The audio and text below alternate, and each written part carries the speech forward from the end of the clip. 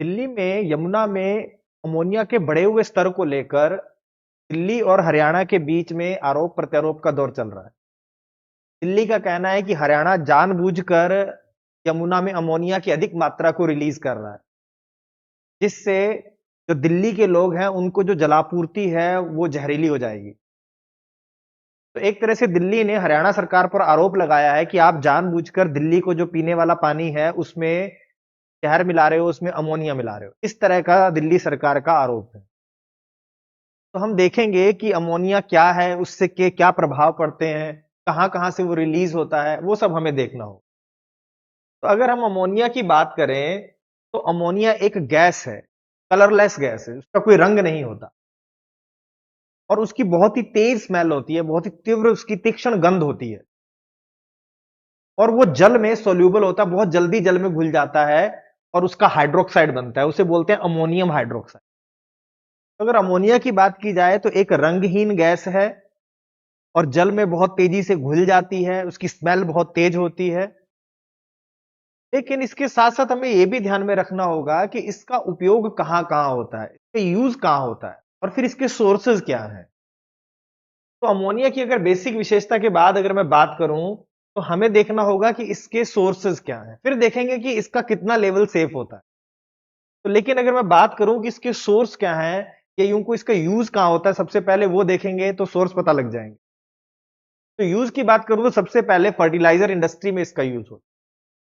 आपने सुना होगा यूरिया। तो यूरिया का फॉर्मूला होता है NH2CO NH2, उसमें नाइट्रोजन होता है और जब वो उसके अंदर जब हम नाइट्रोजन का यूज करते हैं, एक तरह से NH2 उसके अंदर जो है वो एक तरह का क्या है, अमोनिया का ही तो रूप। तो फर्टिलाइजर इंडस्ट्री जहां पर नाइट्रोजनी उर्वरकों का निर्माण होता है, फर्टिलाइजर्स का निर्माण होता है, वहां पर इस अमोनिया का यूज होता है।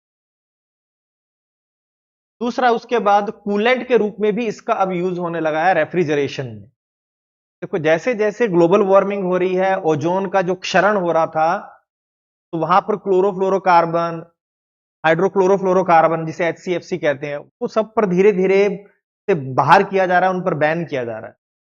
उनके विकल्प में जो रेफ्रिजरेशन है उसमें अमोनिया का यूज किया जा रहा है। और अमोनिया की खासियत है, एक तो इसकी लागत कम है ट्रेडिशनल जो रेफ्रिजरेटर है उनकी तुलना में। अगर मैं बताऊं कि इसका रेफ्रिजरेशन में, किसी रेफ्रिजरेटर में इस रेफ्रिजरेशन का यूज करते हैं, इस कूलेंट का यूज करते हैं, तो उसकी लागत कम हो जाती है। एक तो लागत कम है, दूसरा ये एनर्जी एफिशिएंट है। मतलब इससे चलने वाले जो रेफ्रिजरेटर होंगे वो ऊर्जा का कम यूज करेंगे। और तीसरा है इसकी लो ग्लोबल वार्मिंग पोटेंशियल, मतलब ये ग्लोबल वार्मिंग में भी इसका बहुत कम रोल है, मतलब वो बहुत कम ग्लोबल वार्मिंग करता है। अर्थात दूसरे जो हम कूलेंट यूज कर रहे थे उनके मुकाबले में ये एनवायरमेंट फ्रेंडली है। और दूसरा, ये ओजोन लेयर का कोई क्षरण नहीं करता है। दूसरे जो पहले जो कूलेंट यूज होते थे वो सब करते थे, क्लोरोफ्लोरोकार्बन हो गया, आपका HCFC जो था ये ग्लोबल वार्मिंग करता था। तो इस वजह से धीरे धीरे इनको फेज आउट किया जा रहा है, इनको बाहर निकाला जा रहा है। तो इसमें ये कूलेंट के रूप में यूज किया जाता है हमारा अमोनिया। तो यहां पर भी ये यूज होता है। इसके बाद बात करें तो क्लींजिंग एजेंट के रूप में भी होता है, साफ करने वाले एजेंट के रूप में। अगर कोई ग्रीस का धब्बा लग गया, अगर आपकी टाइल्स गंदी है, किचन में चिपचिपा हो गया है, इस तरह के जो धब्बे होते हैं उनको हटाने में भी इसका यूज किया जाता है अमोनिया। तो यहां पर भी इसका रोल है। इसके साथ साथ अगर हम देखें तो ये फूड एडिटिव्स में भी यूज होता है, बेकिंग में ये यूज होता है। जो कुकीज आप खाते हो उसमें इसका यूज किया जाता है बेक करने में, तो वहां पर इसका यूज होता है। इसके अलावा प्रिजर्वेटिव के रूप में भी इसका यूज होता है। प्रिजर्वेटिव मतलब जो हमारे खाद्य पदार्थ होते हैं उनको बैक्टीरिया से और अन्य रोगाणुओं से बचाने के लिए इस अमोनिया का यूज किया जाता है। जैसे मीट, प्रोसेस्ड मीट में इसका यूज होता है और अदर कोई भी फूड होता है तो उनको बैक्टीरिया से और पैथोजन से बचाने में इसका यूज होता है। तो एक तरह से ये फूड एडिटिव है, प्रिजर्वेटिव के रूप में भी ये यूज होता है। साथ ही साथ इसका हम जो जानवर होते हैं, एनिमल होते हैं, उनके लिए जो फीड होता है, उसके फीड में भी इसका यूज होता है। वो ये इसकी क्या करेगा, उनकी जो पाचक क्षमता उसको बढ़ा देता है, उसमें प्रोटीन की मात्रा को बढ़ाता है, इंक्रीज प्रोटीन कंटेंट। तो प्रोटीन की मात्रा को बढ़ाता है, उनकी पाचन शक्ति को सही करता है। उस फीड में जो एनिमल्स हैं उनके इसका यूज किया जाता है अमोनिया का, वहां पर भी इसका यूज होता है। इसके साथ साथ इसका यूज प्लास्टिक और पेपर मैन्युफैक्चरिंग में भी होता है। देखो प्लास्टिक में क्या होता है कि वहां पर जो पॉलीमर बनते हैं उनके लिए नाइट्रोजन चाहिए, तो उन पॉलीमर्स को नाइट्रोजन प्रदान करने का काम अमोनिया करता है। इसके साथ साथ ही जो पेपर इंडस्ट्री है वहां पर भी इसका यूज किया जाता है, पेपर को ट्रीटमेंट करने के लिए उन सब में इसका यूज होता है। तो पेपर इंडस्ट्री में होता है, प्लास्टिक इंडस्ट्री में तो मास लेवल पर होता है, वहां पर ये पॉलीमर्स के निर्माण में काम आता है। तो प्लास्टिक और पेपर इंडस्ट्री में इसका यूज होता है, साथ ही साथ डाई में भी यूज होता है। डाई इंडस्ट्री में इसका डाइंग एजेंट के रूप में बहुत यूज होता है। इसकी वजह से इसको प्री ट्रीटमेंट में यूज करते हैं, अर्थात किसी कपड़े को अगर रंगना है तो उसको पहले अमोनिया से ट्रीट किया जाता है, जिससे जो रंग होते हैं वो गहराई तक चले जाते हैं और कलर जो होते हैं वो बेहतर निकल कर आते हैं। तो इसको एक तरह से प्री ट्रीटमेंट के रूप में, डाई के रूप में यूज किया जाता है जब हम किसी कपड़े को डाई करते हैं। तो डाइंग इंडस्ट्री में भी इसका यूज होता है। तो ये थे इसके जो यूज है हमारे, देखो किसमें हो गया, डाइंग इंडस्ट्री में हो गया, प्लास्टिक और पेपर मैन्युफैक्चरिंग में हो गया, एनिमल फीड प्रोडक्शन में हो गया, फूड एडिटिव में हो गया, फर्टिलाइजर्स में हो गया, कूलेंट में हो गया, क्लीनिंग एजेंट। तो ये सब काम इसका किया जाता है। अब इसी से जुड़ा हुआ इनका मुद्दा होगा कि इसकी सोर्स क्या है। इंडस्ट्री में इसका यूज हो रहा है, तो इंडस्ट्री में यूज हो रहा है, तो इंडस्ट्री जहां पर भी होगी वहां से जब पॉल्यूटेंट निकलेंगे तो वो सीधा के सीधा नदियों में छोड़ दिए जाते हैं और वो पॉल्यूट कर देता है रिवर्स को। तो यमुना में अगर नाइट्रोजन आ रहा है तो वो कहां से आएगा, इंडस्ट्री से। अभी देखेंगे यमुना के संदर्भ में कहां से आता है। सबसे पहला तो इंडस्ट्री इसका एक सोर्स है, और इंडस्ट्री हमने देख ली किस किस इंडस्ट्री से ये आता है। दूसरा, हमारे खेत भी तो होंगे, खेतों में हम यूरिया का यूज करते हैं, उसमें NH2 होता है और वो NH2 NH3 में बदल जाता है, और फिर वो आपका घुलकर या यूं को पानी के साथ, बरसात के साथ बहकर वो धीरे धीरे नदियों में पहुंचे। तो फार्मलैंड भी इसका एक सोर्स है, तो वहां पर हम नाइट्रोजन उर्वरकों का यूज करते हैं, वो अंत में कहां जाएंगे, वो रिवर्स में पहुंचते हैं। यमुना के आसपास के खेत हैं उनका सारा का सारा वहां आता है। वहां पर पशुपालन होता है, तो पशुओं का जो मलमूत्र होता है उसमें भी यूरिया होता है, तो वो यूरिया जब बहकर आएगा, वो भी तो मलमूत्र जब उसके अंदर जाएगा तो वहां उसका भी क्या होगा, ये भी वहां पर नाइट्रोजन का रिलीज होगा। इसके साथ साथ हमें यह भी देखना होगा कि बहुत सारे नेचुरल सोर्स भी हैं। नेचुरल सोर्स मतलब जब जीव मरेंगे उनके अंदर भी क्या होता है, नाइट्रोजन होता है।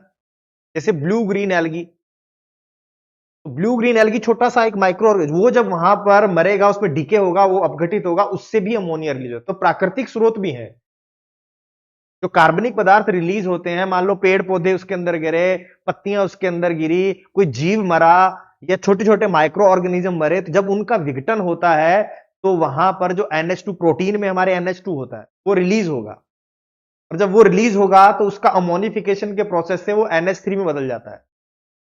तो वो भी एक इसका सोर्स है।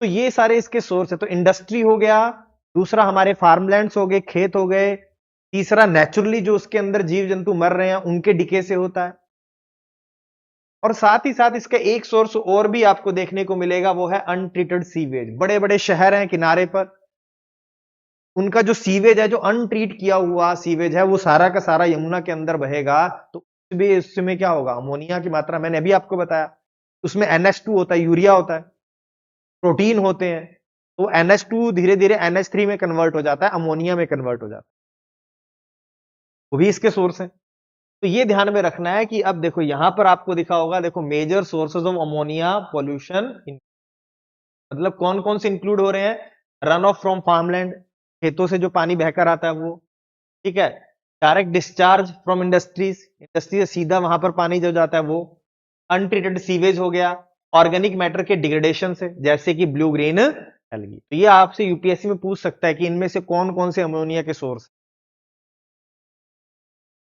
ठीक है। तो यहां पर आपको ये ध्यान में, तो ये यहां पर हमने देखा इंडस्ट्रियल वेस्ट हो गया, म्युनिसिपैलिटी वेस्ट हो गया, एग्रीकल्चर वेस्ट हो गया, एक्वाकल्चर से भी होता है, और एनिमल वेस्ट एंड एक्सक्रीशन से भी होता है, ये तो मैं बता दिया आपको। तो ये सारा का सारा हमने देख लिया।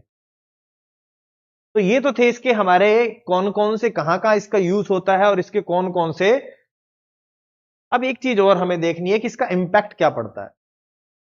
देखो अगर शॉर्ट टर्म है, थोड़ी बहुत मात्रा में अगर अंदर शरीर के अंदर जाता है तो इससे छोटी मोटी समस्याएं होती हैं। जैसे हमें इरिटेशन होने लगता है आईज में, नाक में, थ्रोट में, गले में खराश वगैरह ये सब होने लगता है। थोड़ी मोटी स्किन डिजीज होने लगती हैं, हमें थोड़ा जलन अनुभव होने लगती है। तो ये तो छोटे छोटे हैं, लेकिन अगर लंबे समय तक अगर इसका हम सेवन कर लें अधिक मात्रा का, अगर पानी में ये मिला हुआ है और हम लगातार उस पानी का यूज करते रहें, तो इससे किडनी फेलियर हो सकती है। साथ ही साथ इससे हमें कई पाचन संबंधी रोग हो सकते हैं, जैसे डायरिया हो सकता है, जैसे वॉमिटिंग हो सकती है। इस तरह के इसमें लक्षण नजर आने लगते हैं। लेकिन लंबे समय तक अगर ऐसे पानी का यूज करेंगे तो उससे हमें ज्यादा नुकसान होता है, किडनी फेलियर जैसी चीजें देखने को मिलती हैं। लेकिन शॉर्ट टर्म में बहुत ज्यादा कोई नुकसान नहीं होता है। थोड़े मोटे रेस्पिरेटरी जो डिस्ट्रेस है वही सामने निकल कर आते हैं। थोड़ा सांस लेने में दिक्कत हो जाती है, खांसी हो जाती है, स्किन संबंधी कोई डिजीज हो गया, आपको इरिटेशन होने लगा, ये सब छोटी छोटी चीजें होती हैं। लेकिन लॉन्ग टर्म में ये डैमेज करता है इंटरनल ऑर्गन को। तो ये आपको ध्यान में रखना है। इसके बाद देखना है कि यहां पर ये इश्यू है क्यों। देखो यमुना में अब जो अमोनिया का जो स्तर है वो 7 ppm पहुंच गया। ppm का मतलब होता है पार्ट्स पर मिलियन, मतलब 1 मिलियन पार्ट में कितने पार्ट्स पर पोल्यूटेंट के हैं या अमोनिया के। तो 1 मिलियन में कितने पार्ट किसके हैं, अमोनिया के हैं, ये बताता है ppm, पार्ट्स पर मिलियन। और वो 7 ppm पहुंच गया। और जो ट्रीटमेंट फैसिलिटी है, जो ट्रीटमेंट प्लांट यहां लगे हैं पानी को साफ करने वाले, वो मैक्सिमम 1 ppm तक के अमोनिया के लेवल को ही ट्रीट कर सकते हैं, इससे ज्यादा नहीं। उसके बाद वो बंद हो जाते हैं, तो बंद करना पड़ता है एक तरह से। तो ये जो प्लांट है, जितने भी ट्रीटमेंट प्लांट, वो 1 ppm से ऊपर के जो अमोनिया के स्तर को है उसको ट्रीट नहीं कर पाते। तो उसके बाद पानी को ट्रीट करना बंद कर देते हैं, जिससे पूरे दिल्ली में वाटर सप्लाई प्रभावित हो जाती है, पानी का संकट खड़ा हो जाता है। और अगर इतने लेवल के साथ पानी को छोड़ते हैं तो उससे विभिन्न प्रकार की आपको चीज होने लगेंगे, विभिन्न प्रकार के शरीर पर दुष्प्रभाव नजर आने लगेंगे। और अगर उसको ट्रीट नहीं करते हैं तो वो जल संकट खड़ा हो जाएगा। तो ये समस्या है यहां पर। और इस तरह के जो पानी होता है, जो मैंने अभी आपको बताया, इस तरह के इंपैक्ट है। 1 ppm से अगर पानी में अमोनिया का स्तर बढ़ गया है तो उससे मछलियां मरने लगती हैं। और इस तरह की पॉल्यूशन से उसके अंदर सीवेज आ रहा है, उसके अंदर इस तरह की जब सब चीजें आने लगती हैं, पॉल्यूटेंट आने लगते हैं, तो जो पानी है उसके अंदर डिसॉल्व ऑक्सीजन है वो बहुत कम हो जाती है, जीरो पे पहुंच जाती है। डिसॉल्व ऑक्सीजन का मतलब होता है कि जल में जो घुली हुई ऑक्सीजन है, और उसी का जीव जंतु जो है पानी के मछलियां वगैरह वो उसी घुली हुई ऑक्सीजन का यूज करते हैं। और जब वो खत्म हो जाता है तो ये सारे के सारे जीव मरने लगते हैं। तो डिसॉल्व ऑक्सीजन जो पानी में है वो जीरो हो जाता है बिल्कुल। और ये समस्या विंटर में ज्यादा होती है, सर्दियों में ज्यादा होती है। गर्मियों में तो क्या होता है कि जब मानसून का काल होता है तो फ्रेश पानी की सप्लाई होती रहती है। लेकिन जैसे ही सर्दियां होती हैं तो फ्रेश वाटर जो स्वच्छ जल है उसकी आपूर्ति यमुना में नहीं होती। इसकी वजह से पानी का जो पॉल्यूशन का स्तर है वो बढ़ता ही चला जाता है। विंटर्स में ही ज्यादा प्रॉब्लम देखने को मिलती है। तो ये यहां पर समस्या है कि अगर वहां पर उसका लेवल 7 ppm पहुंच गया, जो बहुत ही खतरनाक है। अब उसको ट्रीटमेंट प्लांट ट्रीट नहीं करते हैं। अब उसको ट्रीट नहीं करेंगे तो जल संकट क्रिएट हो जाएगा। और बिना ट्रीट किए हुए लोगों को देंगे तो उससे लोगों के स्वास्थ्य से खिलवाड़ होगा। दोनों साइड में ही उसमें प्रॉब्लम है। और इसीलिए दिल्ली सरकार ने आरोप लगाया है कि ये जानबूझकर हरियाणा सरकार पानी में अमोनिया की मात्रा ज्यादा छोड़ रही है, इस वजह से ये हमारे यहां दिक्कत हो रही है। तो ये उन्होंने आरोप। अब दूसरा ये है कि यहां पर पहुंचता कैसे है पानी। यहां पर जो दिल्ली में वजीराबाद के आसपास यमुना आके दिल्ली में प्रवेश करती है, उससे पहले पहले ही अगर देखोगे तो यमुना में अमोनिया का लेवल बहुत ज्यादा है। उसका क्या कारण है? उसका कारण यह है कि देखो दिल्ली में तो बहुत सारा सीवेज है, इंडस्ट्री का पानी दिल्ली में तो जा ही रहा है। बड़े बड़े ड्रेन है जो इसके अंदर गिर रहे हैं, उसमें सीवेज जा रहा है, उसमें इंडस्ट्रियल वाटर जा रहा है, सब कुछ जा रहा है उसमें। लेकिन दिल्ली से पहले, घुसने से पहले ही उसमें अमोनिया का लेवल काफी हाई है। उसका रीजन क्या है कि देखो सोनीपत और पानीपत के क्षेत्र में बहुत सारी फैक्ट्रीज हैं, डाई यूनिट्स लगी हुई हैं, डाइंग इंडस्ट्री है। इसके बाद बहुत सारी डिस्टिलरीज हैं वहां पर स्पिरिट बनाने वाली। उनका जो पानी है, जो गंदा जल है, वो सीधा का सीधा यमुना के अंदर आता है।